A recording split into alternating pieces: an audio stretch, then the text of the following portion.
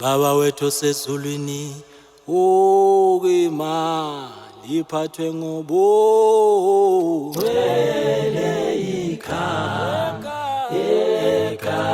lakho Ukuhlukana kobudlelwane phakathi kwenyama nokulangazelela ukuphefumula isiphetho kuye kube ukucisha kwelambu kuhlwe ngobumnyama. Inyathuko ebheke emalibeni iye ngokucaca.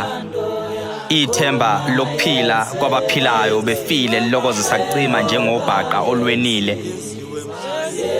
Isiqu somzimba esaqanjwa ngegama lomuntu ophilayo siyazicelela ukuqanjwa igama elisha sibizwe ngesidumbu sikamufi. Athi ofayo ngiyaphila ngoba nakhu kusakusa sisadla nhlamvana.